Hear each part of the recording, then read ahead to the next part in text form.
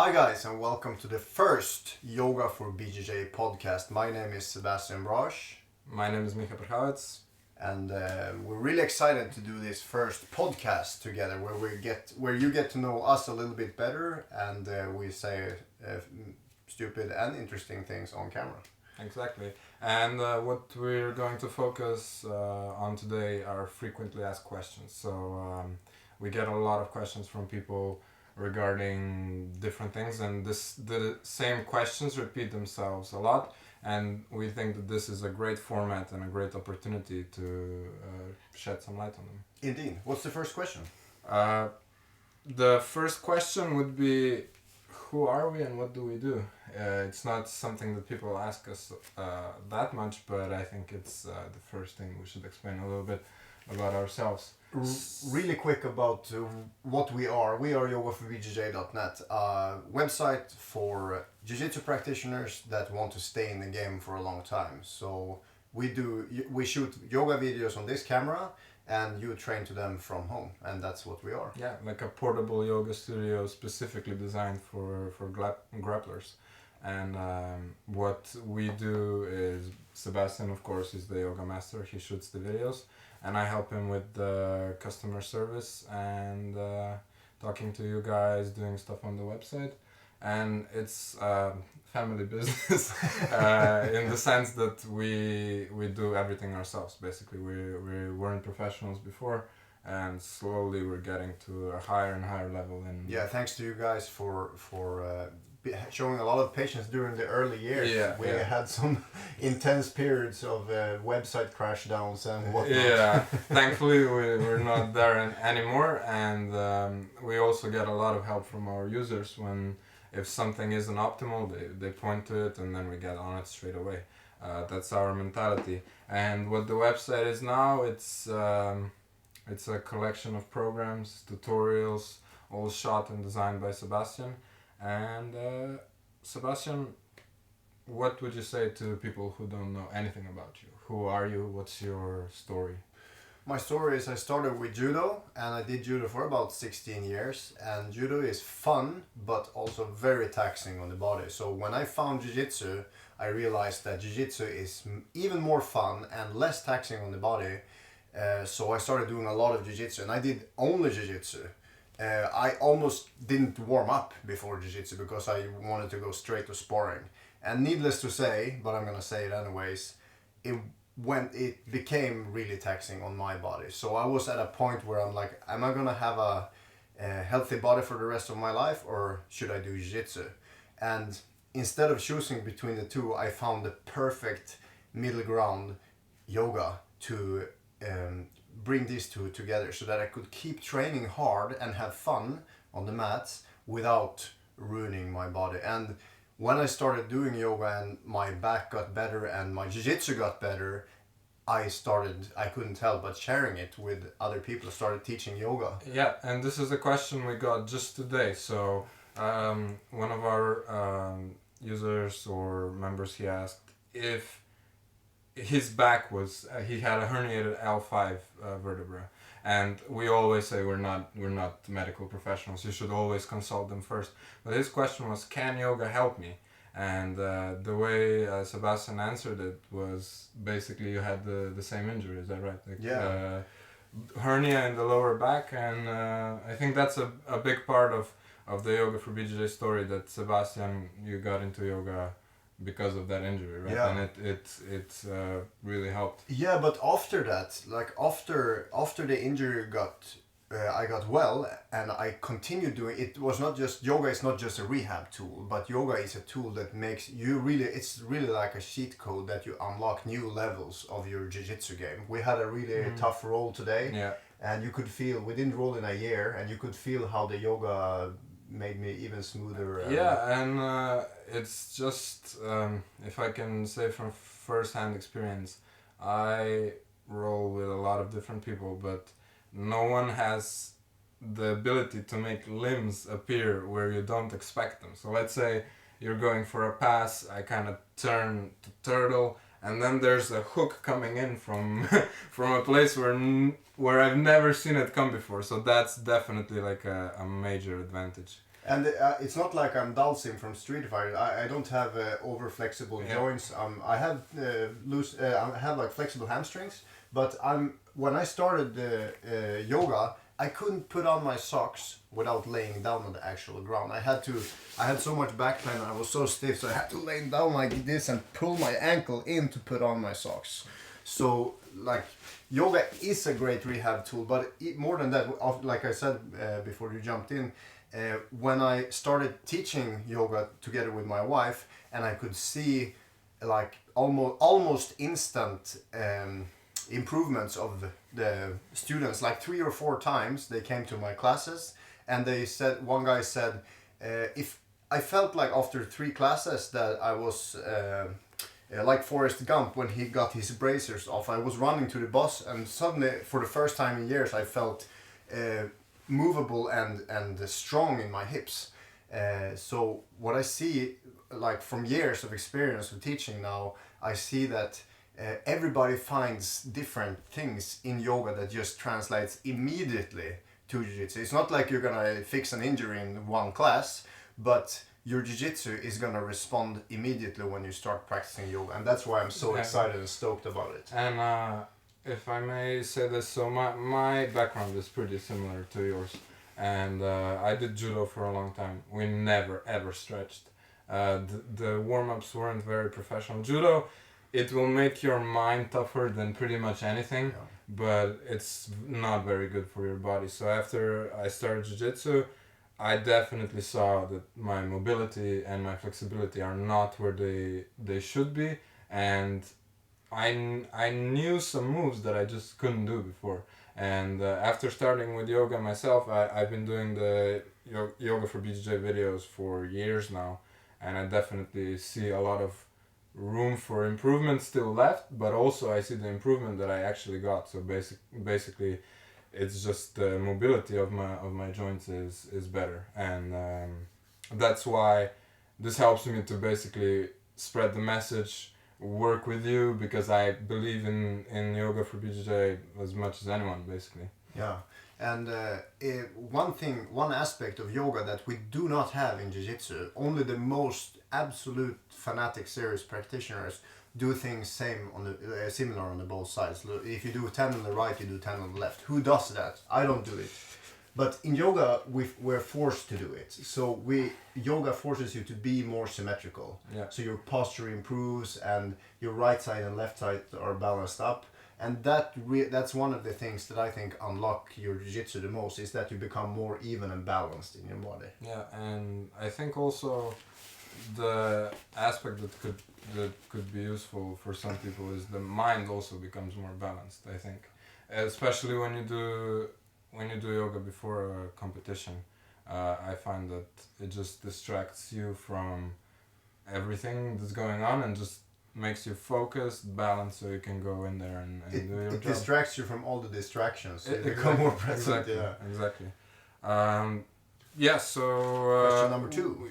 We can start with some of our user questions. And by the way, this podcast will be available on YouTube, and we're doing it for the audio listeners. We have to say we're doing it on yoga mats, so we're doing it in proper fashion. So definitely go to YouTube to check it out if you want to see visuals. And for the questions, we definitely plan to do more than one episode, and we would be very happy to answer any questions that you guys send in, because that way we can answer them here.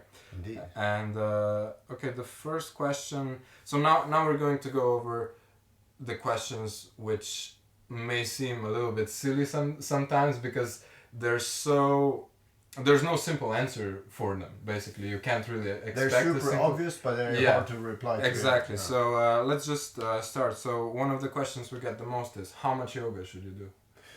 Yeah, a lot of people look at yoga as another thing that you have to do, and that's like the real question. They are, how am I gonna find time to do yoga? How much do I have to do, because I have so much things going on in life.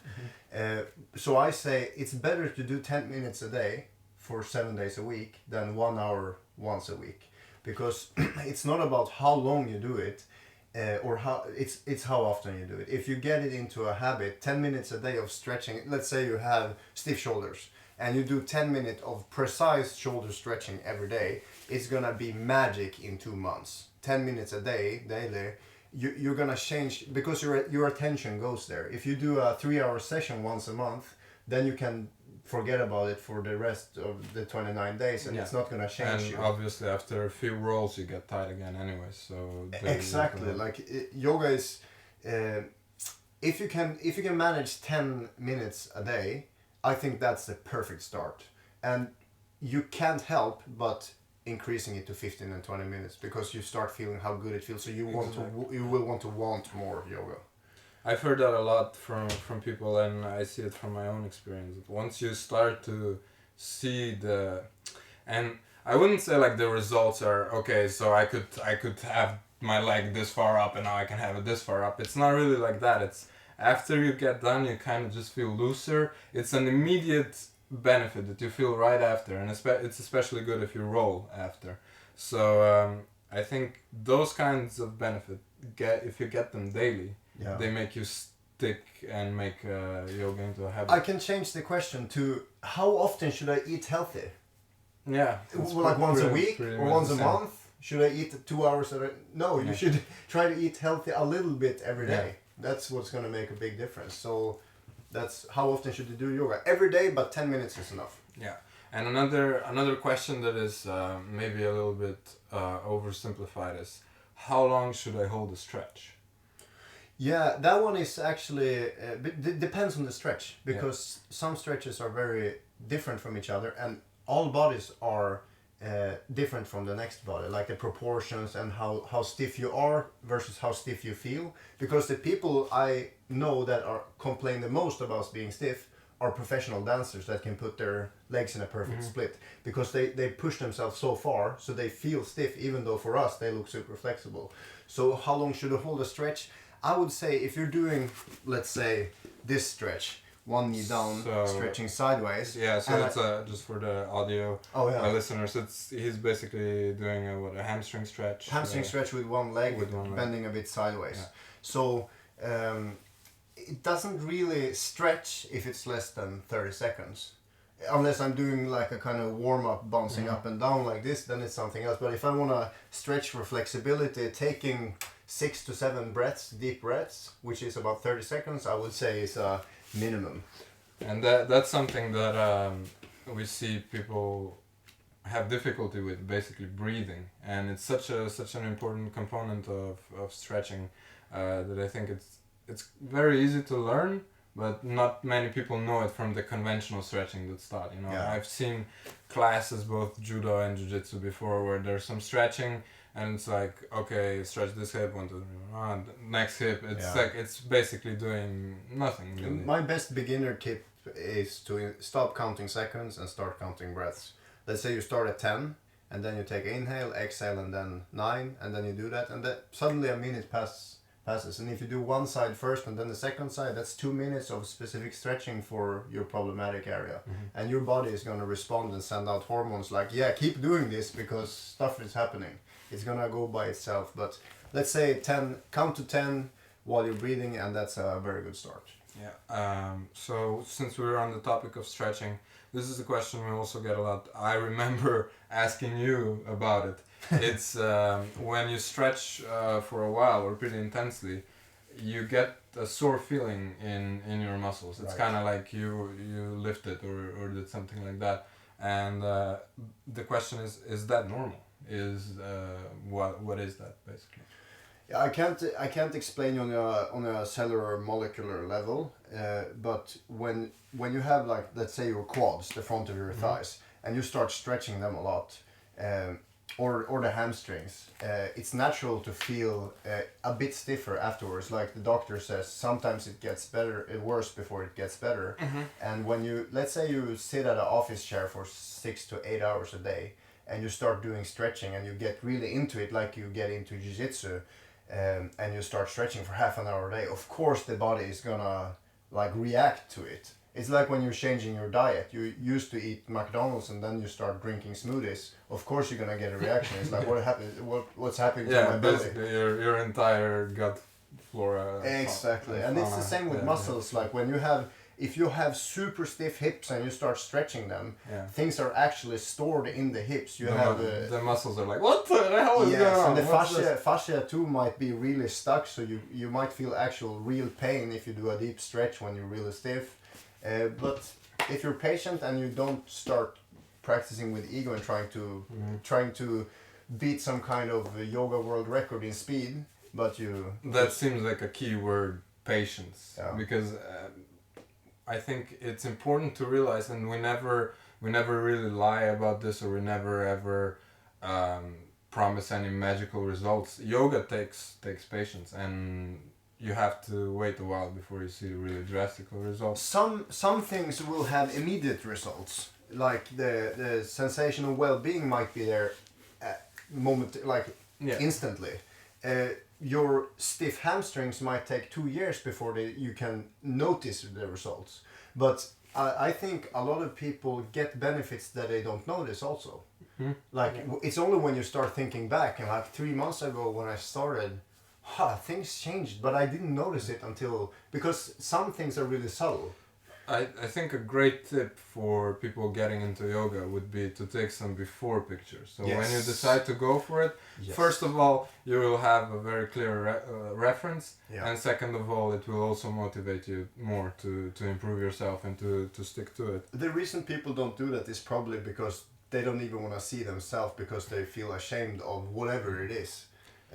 But I absolutely recommend people to do that. Take your first yoga session, just put the video there, and so you're gonna laugh at it one day. Yeah, and we hear this from people as well. They say yoga really killed my ego, which, to be honest, I think is something everyone should kind of search for. Exactly. Jiu-jitsu destroys your ego when you're a white belt, of course. So I think there's growth in all of those situations, and improvement as well.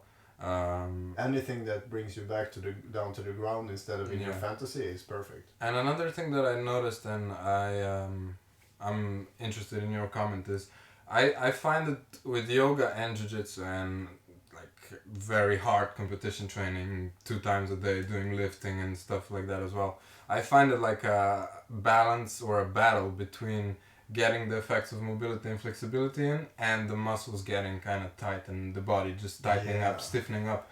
And I think, at least for myself maybe, and some other people, it might kind of seem like they're doing nothing, but imagine not stretching and doing the same stuff. What would be happening?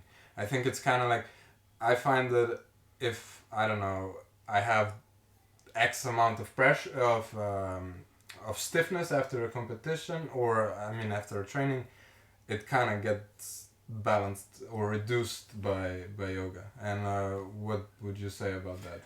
Well, the balance between flexibility and strength, let's take 3 people. Let's take the most flexible guy in the world. Is he really inspirational? Is that your goal, to be super duper flexible? Probably not. You don't want to be a rubber person. Yeah. And take the biggest, strongest guy in the world. Is that really what you want to be? Super duper strong? No. You want to be something in the middle. Someone who is flexible and strong, like Bruce Lee. Why is he so inspirational? Because he could move. Mm-hmm. He could move, he could fight, but he had control. And he was really philosophical as well. So he did a lot of, we can call it yoga. Yeah. But that's hard. It's actually easy to be really flexible. You just have to push yourself like crazy and destroy your body, and you're going to be flexible. And it's easy to be strong too. You just have to eat the right stuff and train really, really, really hard, and you're going to be strong. But what's in that? There is no balance. So finding the balance is going to take patience, time, and dedication. And that's why people drop off, because they expect immediate results, or they go too far in one direction. Yeah, I think what I would assume is that going into anything, and yoga included, like full on 100%, doing so much stretching, flying through it, we see a larger drop of rate for people like that, because it's not really sustainable. And I think it's the same with pretty much everything, even jiu-jitsu. You often see some white belts in the gym. Every day. They love it every day, and then where 2 years later. Where's that guy? Yeah. Yeah. So definitely something to expand your horizon too. Instead of I'm gonna do yoga now until the end of the summer. I'm gonna do yoga until the end of my 50s. Yeah. That's a more realistic, because if it takes just 10 minutes a day, you're doing something. You're wasting 10 minutes a day. So you might as well just exchange it with something that's good for you, and that way you don't have to be too interested in how long is it gonna take, how hard is it to. It's irrelevant, because you can just do it 10 minutes a day, and you're gonna see. Exactly. Let it be a surprise instead of trying to figure it out before it happens.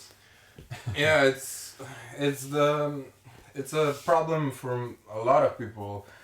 We kind of search for immediate gratification, yes. And I would say that the best things in life, they don't come from that. They come from delayed gratification, yes. Which is kind of with our own existence. It's kind of hard, because a lot of us realize that we have a very limited time. So you have that that thing like, if I don't do it now, maybe something happens, But I think there's certain things that just take a little bit of time. And like we said before, with yoga, you get benefits immediately that you can be quite satisfied with. At least that's what I would notice. Okay, we can move on to the next question. We get this one a lot, and it's, I have an insert body part here injury. Yeah. What should I do? How do we normally approach a question like that?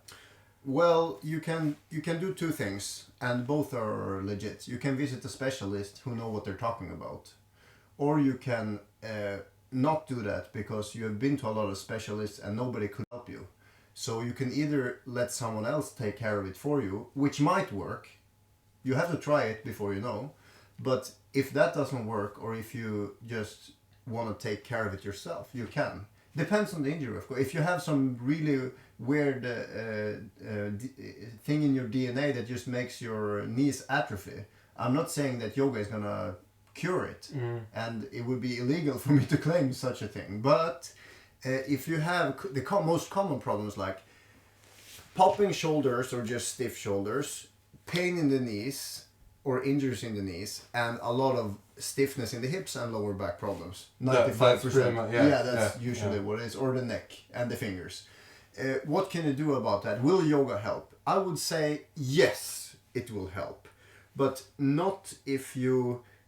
Depends on how you treat yourself. Because if you're like, fuck my knee, I hate my knee, I wish I could buy a new knee and replace it and not have this pain, that attitude is not healthy.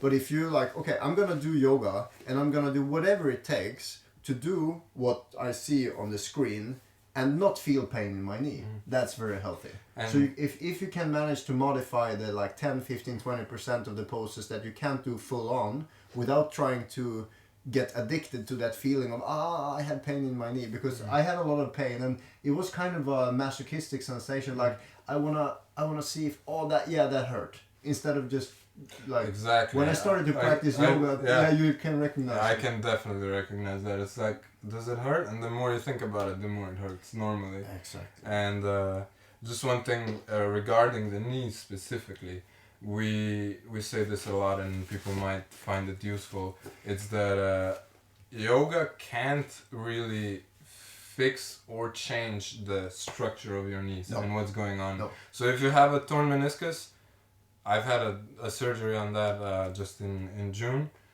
There's really, yoga will not help you heal the injury, because it's just not the way the body works. What it might help you with, so in my personal experience, the hip got really, really stiff, the ankle as well, and my glutes kind of sent sciatica-like sensations down my leg. And yoga definitely helped with that. Yeah. But for the actual knee, it just had to go away with surgery, basically. If you want to keep practicing jiu-jitsu and you have a legit problem inside your knee, yoga is not going to fix your meniscus. But yoga might fix everything else surrounding. However, if you have just kind of like nagging stiff pain around the knees, then it might be the tissues around your knees. So like the quads, even the calves, and then up to the hips. yoga definitely can influence that and help. So Yeah, and old injuries, like when you had I got an email the other day with someone who had a 30-year-old injury, and he asked, "Is yoga gonna help? And how long will it take?" And I'm like, it might help. I think it will help. If you had pain there for 30 years and you didn't really do anything about it, if you start practicing yoga, it might actually help.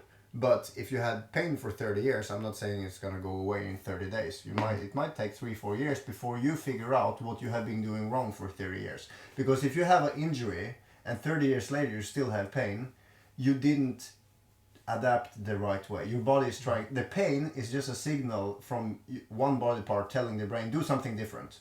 And if you ignore that signal all the time, then it's not going to change. It's just going to transfer or go away and come back. Yeah, and the reason, so I think there's a lot of skeptical people out there, and I'm one of them, to be honest. Healthy skepticism is... And what they could say is, so for any injury, you guys just say that yoga will help. And what we do on the website, it's important to point out, I feel, is with our subscriptions, we always encourage people to try, and we also point out that if something hurts, like don't aggravate it. Like it shouldn't hurt. So try it, and that's why we also have a refund on the website available to anyone who can't be helped by yoga. But to be honest, we never really have to act on that. We find that most of our members can find some improvement. Yeah, it depends on your motivation.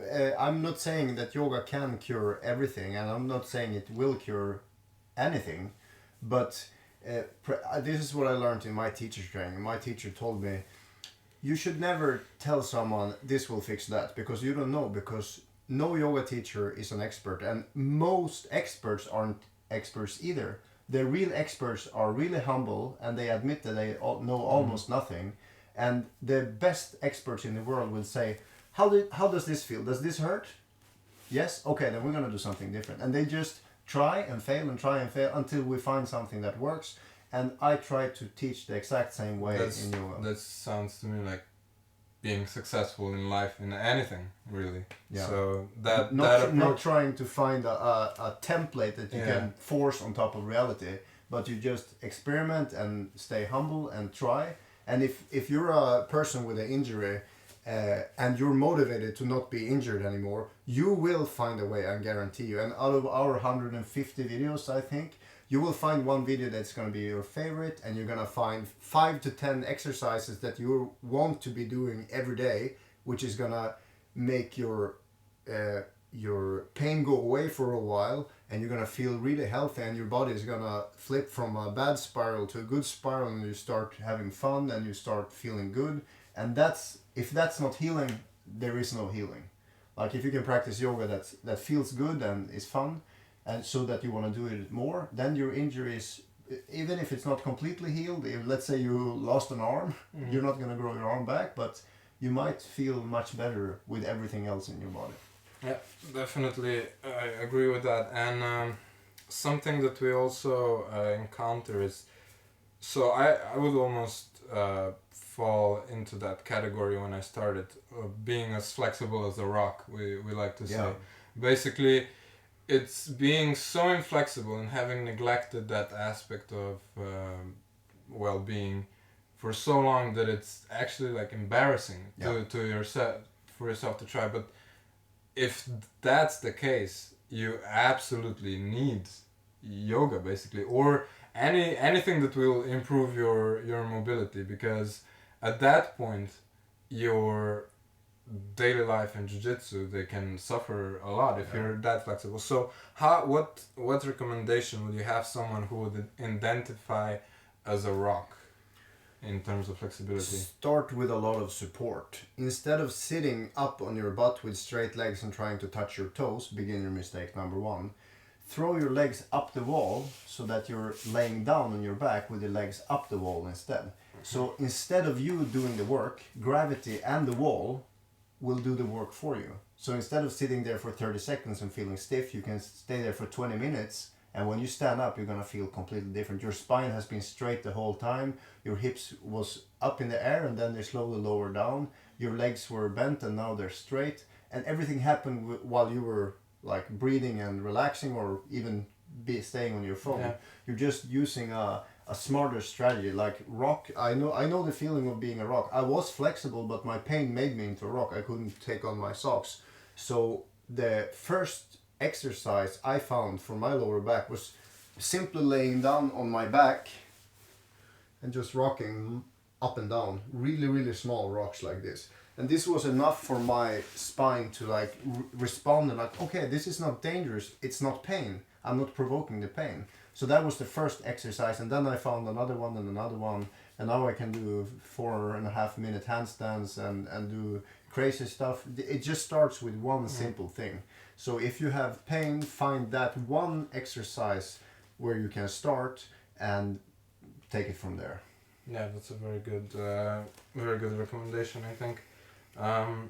And okay, to change it up a little bit, a very practical question we get is, what kind of a yoga mat should you buy or look for if you decide to do that? A one that lasts for a long time, because if you buy a cheap one and it starts, falling apart, it's not really nice to practice on. And if it's really thin, then it will hurt when you put your knees down, and it will, if the mat stretches when you stand on it, it feels like slipping. Yeah. So you need a proper mat of rubber that doesn't stretch when you use it. So now I think I have a little bit of a beef with you. Yeah. Because you didn't tell me this before, and I had to figure it out myself. So I bought a thin, slippy mat, which literally fell apart, and it didn't cost very much. And then the next one I bought was Manduka. I think it was made from recycled rubber. And man, I have never seen a better yoga mat. I've had it for a year now, and there's no signs of anything. And it's the least slippy surface, I think, on which you can do. So, as with most things, probably a good yoga mat, which is a little bit more expensive, will... Between $80 and $100, but... Look at it like this. Why do many beginners continue with jiu-jitsu?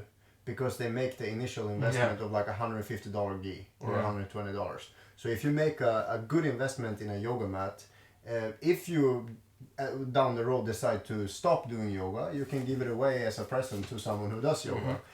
But also when you made the initial investment, it's gonna feel good to step on the mat. I'm not saying you need a $100 yoga mat to practice yoga. You can practice it, on your living room floor, or just on a carpet or whatever. But some of the poses actually feels much better to have a quality yoga mat. But I'm not saying you need it. It's just for me, I'm never going back to a shitty mat. Yeah. Like the Manduka Pro, they actually have a lifetime guarantee that it will last for your lifetime. It's just thick, rubbery, and doesn't slip at all. Yeah, and I find that some mats, like jiu-jitsu mats, are also pretty good at support. They're soft, and most of them are made to not be slippy. Yeah, because we can't slip. If you have a couple of jiu-jitsu mats at home, that's perfect. You don't need a yoga mat. Yeah, and it's also perfect for warming up before training. Yeah, that's.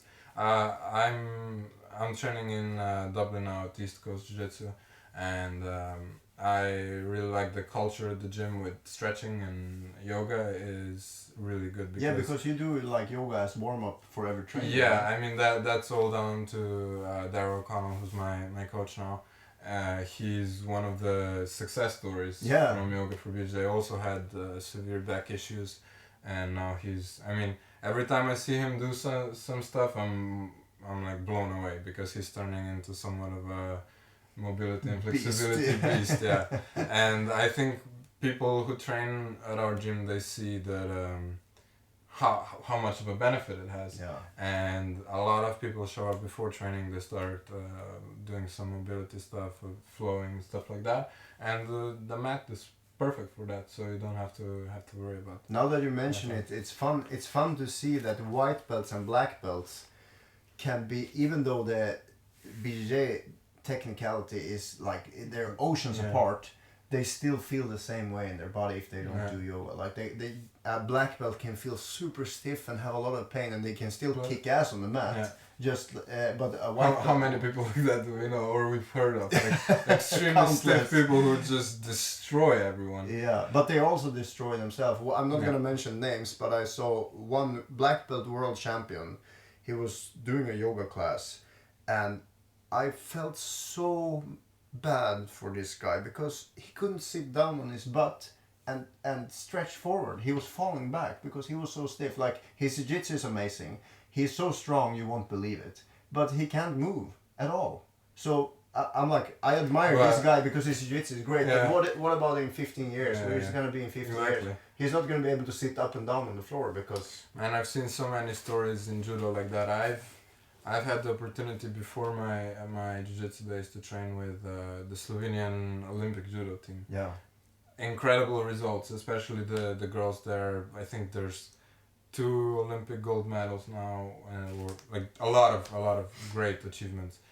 But many of them, like, they turn 30 and their athletic careers are done. Yeah. It's just, you can achieve great things, but at what cost? So probably the person that you mentioned could still be a complete beast and destroyer of worlds, while also maybe even better because of being more mobile or flexible. So and we talked a lot about injury yoga as rehab, which we're just saying you can train yoga and your injuries will probably go away, like, eventually. Yeah, if they're the type that can go away. Yeah, exactly.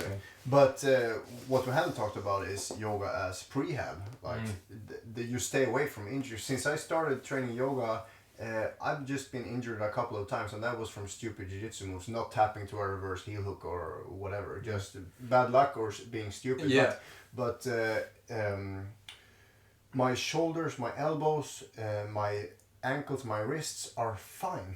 And even though I get submitted in nasty submissions, like, I have learned to tap faster because I know how good it feels to have a healthy body, but also, like, I can endure so much more when I'm flexible instead of when I'm super inflexible. And what would you say about this hypothesis that most people who get injured in jiu-jitsu, they do so because they don't understand their body's capabilities? I've seen that happen time and time again. People put themselves in a position, especially when it's like a fast scramble, and they put their knees somewhere, they put something where somewhere. It shouldn't be. Yeah, where it shouldn't be, because it's just the body isn't that flexible to go there, basically. And I think one of the, again, I'm going to talk about my own experience, but I think it's permissible here because so many people might be in the same position, you know? And I think that the awareness that you get from yoga, like you do a lot of different moves.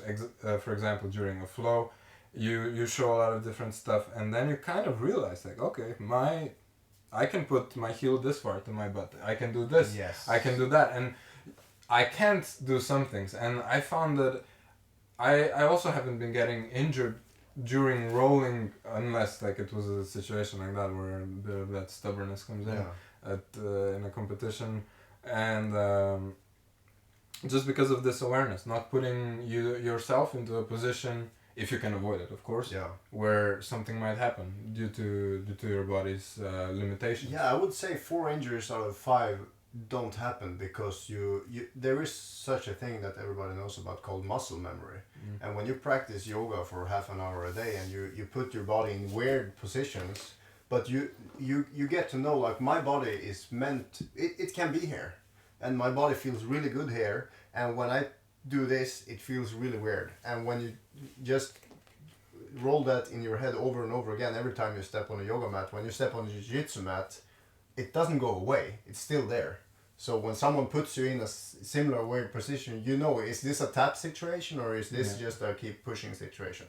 So for sure, the muscle memory is in work, and you avoid so many injuries from being present and aware of your own body's limitations. Yeah, and I think for the next podcast, what we will probably try to cover is a lot of people have specific problem areas, and we're not gonna try to address them all now, but for if you have any interest in like how to best deal with the shoulders with the hips, we're probably gonna cover that next time, right? Yeah, and also that's why we have the specific programs. Like we Mhm. have a whole week of shoulder. Yeah. And one Actually, whole we week could of- talk a little bit about that. Most people don't know. So, in the past, yoga for BJJ was kind of random videos. And it took it took a lot of dedication to do them yourself. Basically, there was not so much guidance. But now what we've done is created a lot of programs for people. So which ones? Yeah, do we have? they're progressive. So Yeah. like I made most of them for 5 days, so Monday to Friday. Yeah. So you have the back body week. We focus on the hamstrings, the lower back, the upper back, and the neck, and we do small sections every day between 15 and 30 minutes every day. And we have hip week, which is super popular. Yeah, hip week is like Tough. I think there should be a meme. Hip week 1, like you just got hip week 1. Like it's if you're a member, I suggest you try that video to test yourself. It's quite a beast.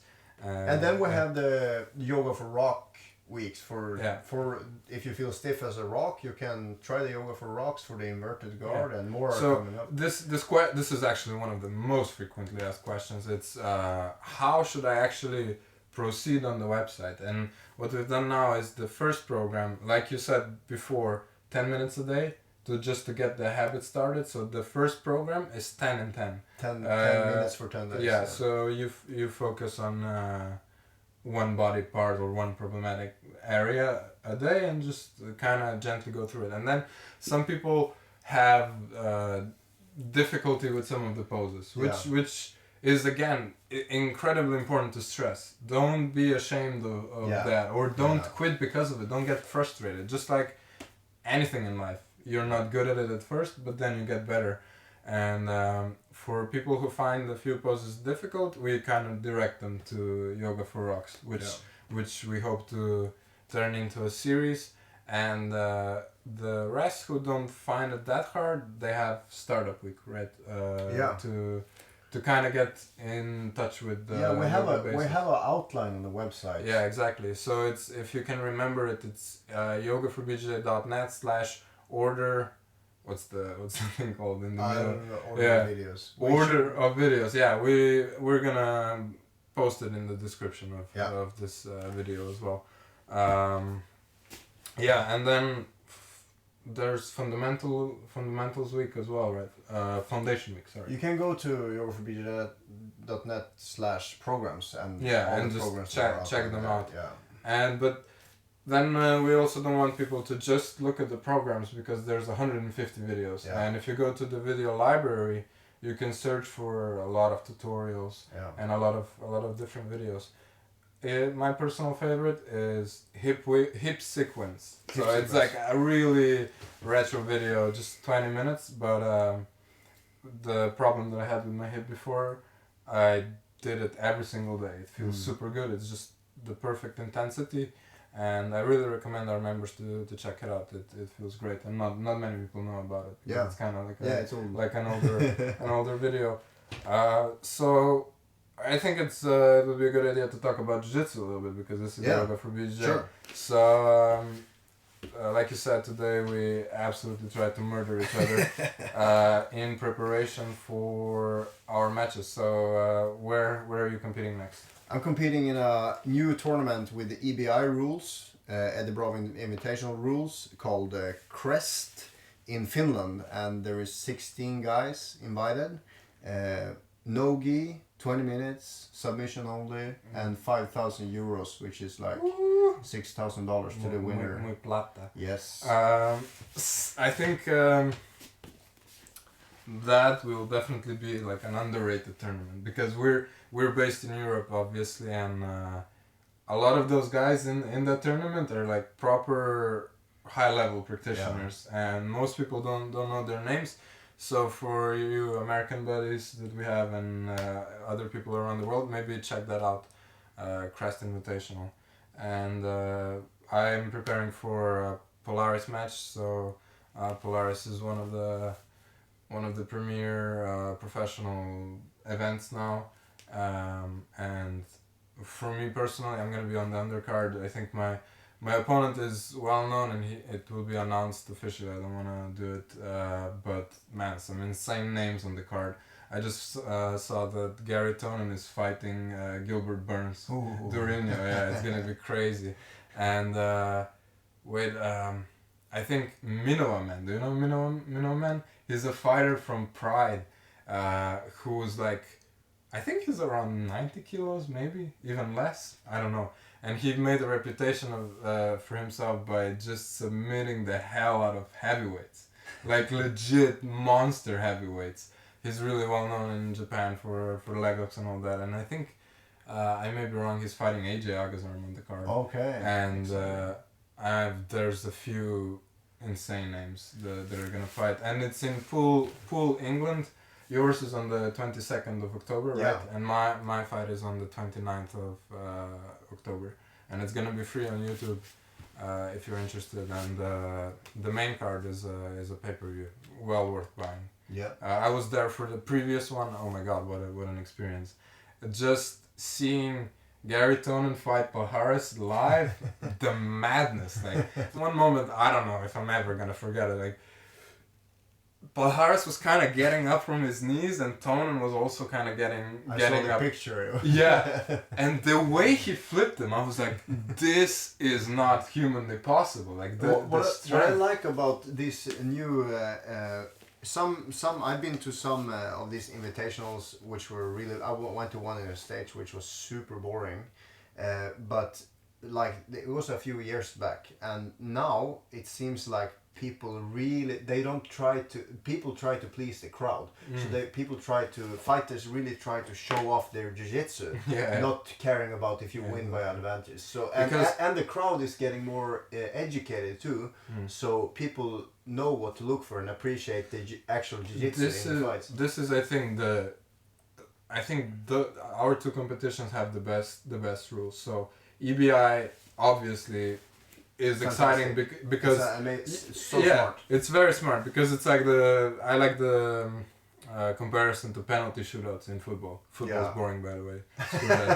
But the penalties are like if I'm at home and my dad is watching football, I always like to be called for the penalties. I don't really care. Because it's make or break. You either win or you lose. A lot of pressure as well. So those EBI rules are great, and what Polaris did now, they faced a little bit of criticism for having a lot of draws. Drawfest, And I mean, in my opinion, and this might be a bit unpopular, but some fighters that have really good names, extremely good credentials, but they're just not like made for that kind of rule, rule, submission only, because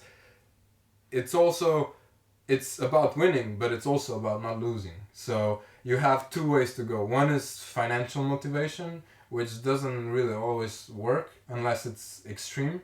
And EBI does that well, like where they give you money for submissions only. That's really good. But Polaris made a completely new rule set with judges where so if I try to describe it in detail, I'm gonna butcher it because it's quite long. It can be definitely found on their website. But the main gist of it is they look for things that you like to see in a fight. So a fighter being aggressive, a fighter like pushing the pace, going for submissions, trying to win. So this prevents the following scenario: I pull guard, sweep you, and then proceed to get the hell beaten out of me, but with no points. Yeah, you know? But that what you just described makes a lot of sense in a tournament where you have 5 to 10 fights in one day.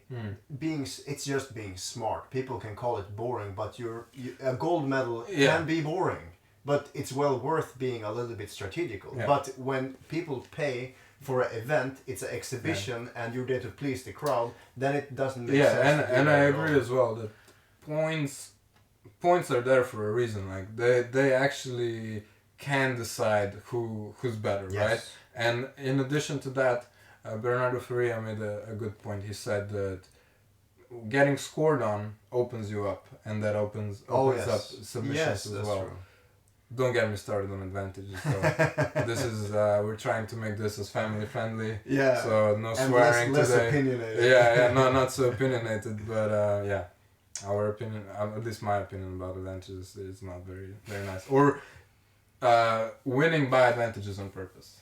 Advantages have their own purpose, but like going for them and being really satisfied by winning by advantages isn't. I'm always surprised because I still, after 9 years of competing in jiu-jitsu, I still don't know which person I am. On when I'm fighting and I look up to figure out who the hell I am, I'm like, am I down or up? Am I down or up? And I can't really trust my friends because they might be wrong. So like if I win by advantage, I'm super happy because I had no idea. I thought I was losing.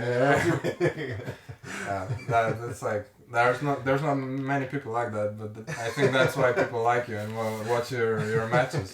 I have no idea what's going on. That's why I'm entertaining. Yeah, but also like, doing stuff that people don't expect. I think personally, again, I would definitely prefer to lose and have an exceptional performance and really give it my all.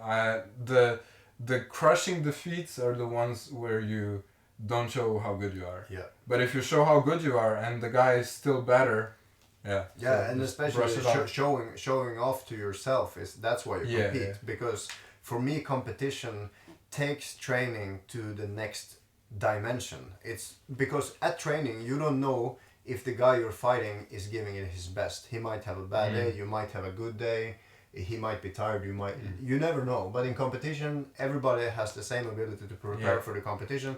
So in competition, you really get to know if what you practice works. And that's why I'm gonna try to compete for the rest of my life, because I don't want to be delusional and practice jiu-jitsu that's not really jiu-jitsu, that doesn't work.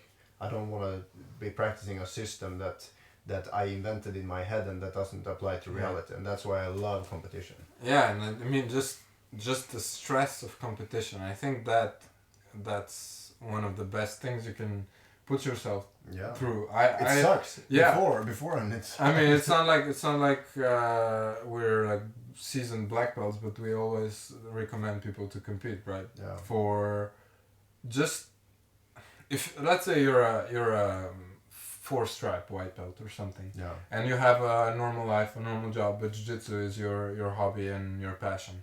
So I would say that for people like that, competing has definite benefits, because the first competition you go to, or the first few you go to, you will be shitting your pants, to be honest. Like, it's such an intense experience as when you referee a match and you see people come in like they're. Sometimes it happened that one time it happened that someone submitted the person, and then got up and asked me, "Did I win?" You're so nervous. So extremely, insanely tough. But then you know that feeling and you overcome it, and you go in for a meeting for your promotion or whatever, and you know that the time when someone tried to choke the head off of you was probably worse than that, so you perform better. At least that's a theory. And a lot of people avoid competition because they have low self-esteem or low self.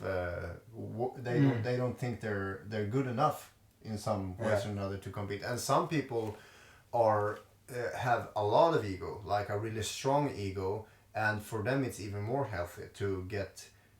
I'm talking out of my own experience. I go to a competition and outside I'm humble, but inside I have this idea that I think I'm a lot better. I'm better than all of the other fighters. And then I got submitted in the first fight, and then I have to take a meeting with myself, and it's so healthy. This whole process is so damn healthy because it doesn't let you steer away from reality. Like, competition brings you back on track, both with training and with your own head.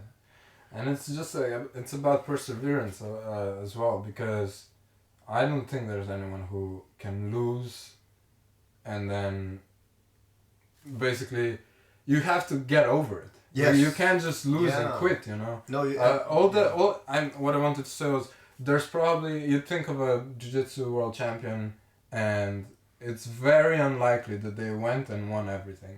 It's not a very unlikely, it's impossible. Yeah. There's no one like that. And that is definitely one of the things that you can actually look forward to, getting humbled and... Yeah, and what, like you said, getting over stuff. How many people have, like, non-jiu-jitsu practitioners, how many people have a problem with that? Getting over a ex-partner, or getting over a lost job, or what? If it sticks with you for 20 years, in some ways that's 20 wasted years. Like, competition, it's just so healthy. And it's just so brutal. What's really interesting about it is, a competition can turn out to be the best day of your life or the worst one. And you don't know before. Yeah, you have no idea. And then the beauty of this sport is that it's individual. So there can only be one. You can't blame your team. Yeah, you can't. Oh, that guy didn't pass me the ball. Shut up. It's you. It's all you. And you definitely have to take ownership of that fact. And that's really hard to do sometimes. Yeah. Even like if you give your best and it's still not enough, you're like, ah, damn it. Yeah, then it's always the referee's fault, right? Yeah, of course. Vantagen juiz, porra. Yeah. So now I think we can move into some more like not. You know what we should talk about as well? Where do you train? Like if people are in town and they want to roll, where could they find you? If you happen to find yourself in Oslo in Norway, which is in Europe, then you should come by Frontline Academy, which is, I've been training judo for a long time and I've been training jiu-jitsu for quite a while, and I've been to a lot of academies, many different places, and this is for sure the best place for me to train. Both the instructors and the atmosphere at the academy. First of all, anybody's welcome to come train. Just warn us before so we know, so we can prepare to have all the good guys there to kick your ass. And nobody. I don't know if anyone ever paid for training. People just come and they are allowed to train and they're welcome. And it's like a really open atmosphere, and it's informal, but at the same time it's really serious. This is almost a segue into something that I don't think we've ever discussed anywhere in front, like publicly. How did we even like meet and get started on Yoga for BJJ together? It was because last summer you basically suggested that I had no money and I wanted to work. Basically the situation was like this: I had a gap year. And then I said, okay, I'm going to work and then I'm going to go study for my master's. But what I did was just train all the time. And then I had like three more months. And Sebastian says, if you want to come to Norway, it's one of the wealthiest countries in the world. You have very high wages. So it was also way easier to decide to come with Frontline. Because Frontline is, I mean... It has a good reputation. It has a very good reputation, and it has it for a reason. I think Teta is one of the best coaches in Europe for sure. And basically by accepting that invitation, we're here now. And Frontline also, I think if you come once, you're definitely gonna try to come back, because for one reason. You can't roll with all the good guys in one day. It's humanly impossible. Yeah. When you put everyone in a line, just the number of black, brown, purple belts. I mean, you have some... And really tough blue belts. Yeah. I mean... And white belts. One of my friends is a white belt, and I have a really hard time submitting this guy. Yeah. He's so strong. And not to mention the MMA team is also doing really well. Yes. We have two guys coming up for the UFC. One just won his first fight, and another one is fighting in December, I think. Yeah, I think Jack Hermanson is who won the first fight. Absolute beast, super nice guy as well. Yes. He fought Scott Askham, I think, won in Hamburg, and now he's fighting Cesar Mutange Ferreira in Brazil. Definitely. It would be nice to see, because the guy has been caught doing steroids before. Okay. And I really want to see Jack kick his ass. So Bora Jack. Yes. And as I mentioned before, if you're ever in Dublin, Ireland, East Coast Jiu-Jitsu is the place to be. It's a younger academy than Frontline, I think. It's really just a few years, but I've been there, and the atmosphere is absolutely amazing. Darragh is the greatest guy of all time. I think Darragh is like an anomaly, because you see people who are great competitors and who are great coaches, but very rarely at the same time. Yeah, people don't and have a great person. yeah, Three. yeah. People don't have energy to do that anymore. Yeah. So same goes for East Coast. And you don't have to pay to train. If you're there, just drop by, and that's pretty much it. So not jiu-jitsu related. Since this is a podcast, we basically decided to do podcasts because we both like them. Yeah. Which ones would you recommend for people to listen to after they listen to our podcast? I've seen a few very interesting characters on the Joe Rogan Experience. Sometimes they're a little bit long for my taste, but sometimes I just watch the whole thing because the guests there are absolutely amazing, and it's not really an interview, it's a conversation. Yeah. And I like the whole setup there. Like I said, I'm a bit impatient with my time, so like 3-4 hours can be a bit too much, but I think they cut it up into pieces. Yeah. So I really appreciate what's really good about podcasts, I think, is that you can, first of all, you can listen to them while you do menial tasks, like you're driving somewhere, podcast, because you can either listen to them for entertainment, that's really good, but you can also listen to them to expand your knowledge, which is something we're always trying to do. And I think it's an attitude that a lot of jiu-jitsu people have. So I watch a lot of TED Talks. Yeah. I love TED Talks. I get a few a week to always check out. Because there's some of the most amazing and successful people in the world, just talking for maximum 20 minutes about the subject they really love, and it's so inspirational. There's a new podcast out there that I have to sincerely recommend to our listeners. It's the Jocko Willing podcast. I'm listening to it religiously. So Jocko Willing is a Navy SEAL, former Navy SEAL, who basically became somewhat of a leadership expert, but not in a gimmicky way, out of experience in combat, which is basically the purest form of competition. And his podcast is, sometimes he does book reviews about war, which is like a personal thing that I like. But I think you like war. Yeah, I don't like war, but it fascinates me. Like it's human nature kind of exposed, horrible, but it has to be studied and understood just so that we can prevent it. I think. That's true. I think personally, war is something so horrible that it should always be avoided. We have to take it into consideration. For sure, yes, but there's also proof in our history that it's a real big part of humanity. It has always been, and we have to learn the lessons of the past. Yeah, we have to change our attitude if we want. Yeah, and I think that I would definitely recommend that. And the Tim Ferriss podcast, I think, also has a few people who are experts at what they do, and you can always learn from experts and basically people who have accomplished, and if they have something to share, it's nice to listen. Yeah. I think it's very good. Is there anything else you think we should go over? No, I think this was a great opportunity to be able to communicate. It's really hard to communicate through email and text. So this is a nice way for you to get to know what we are about and why we do stuff. And if you have questions, we would love to answer them in podcast number 2. Yeah, exactly. And this is part of a continual effort to get closer to our members and to have them understand what we're about and know them as well. We have a new tool on the website, kind of newish, where basically you can reach us at any time. There's a little button on the bottom. If you have any questions, you can always write us. Sebastian or I, we always try to answer them, and it's there so that people don't feel like lost, or you can find out anything pretty much that you want. Yeah. And I almost forgot to mention this, the Reddit thing. Oh yes, God damn it! Yeah, you can go ahead.